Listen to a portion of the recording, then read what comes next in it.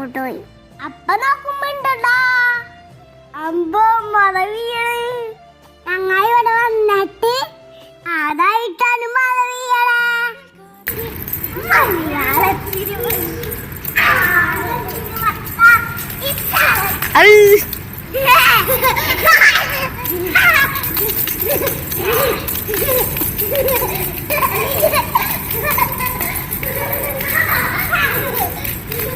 ആ സമയത്ത് പുറത്തോട്ട് നോക്കി നിക്കാൻ നല്ല രസമുണ്ടായിരുന്നു, നല്ല തണുണ്ടായിരുന്നു.